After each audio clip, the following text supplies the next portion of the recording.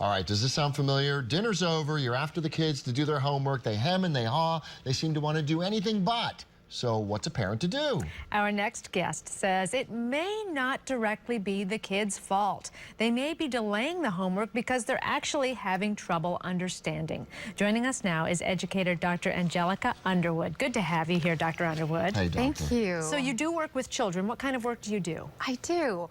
I work with educators, and I train educators and parents and kids to understand how they learn and how they encode information in their brain, and then be able to shift and change their beliefs, their attitudes, and their habits so that they move from I think I can to I think I can't to I know I can. Right. So we're talking about a lot of unfocused kids here who may have learning disabilities, and parents, the kids themselves obviously, may not know that.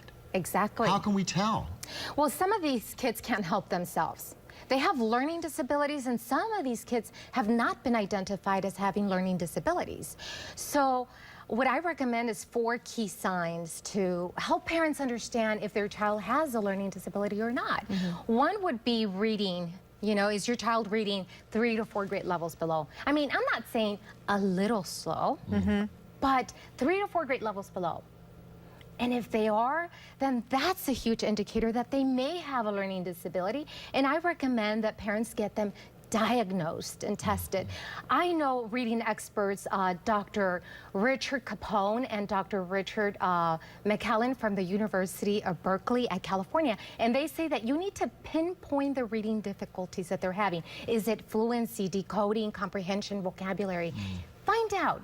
And if once you know what the problem is, then bring in some interventions. Like, for example, if it's comprehension, then give them an audible so that they can really get the information. Audiobooks rather than the book, because they can't read it, but they'll get the information that they need.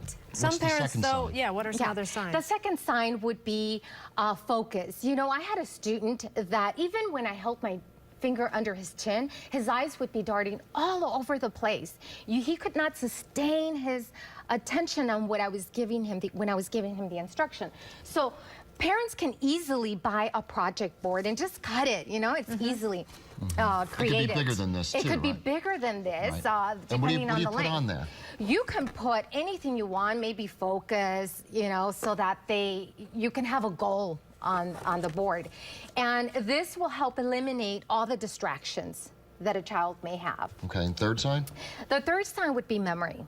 And this, I would need your help. Okay, so one of you, if you could please put your hand out. Yeah, these clips are going to represent information, and your hand's going to represent working memory, which is part of the brain where we connect and we bring in new information. So let's see what happens. Okay. You see this information that's here? It's almost falling out. Right. So what kids do, or what humans do, is we delete, we distort, and we generalize. So what happens when they're looking for information? It's gone. It's lost. So we can't expect kids to be able to pull out information that was taught, because we lose it within 2 seconds. We can only hold about 134 bits of information per second. So chunk information, that's what I recommend. Give them step by step. Okay, and the last? And the last one is organizational skills. Hey, you want to know if your child lacks organizational skills? Look at their room. You know, are there shoes here and there, and the clothes all over the place? Are they calling you, Mom, I forgot my homework, constantly? If they are, that's a big concern.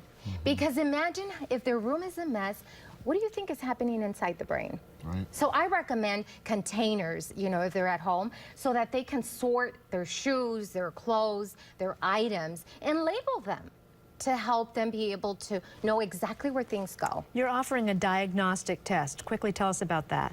Yes, I'm offering a diagnostic test where parents can go and really pinpoint what the problem is, like I mentioned. Is it reading, fluency, comprehension, vocabulary?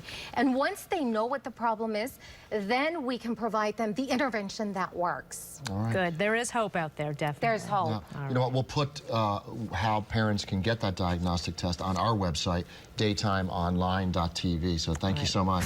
Dr. Thank you Underwood, for having me here. Thank you so much. We'll be right back.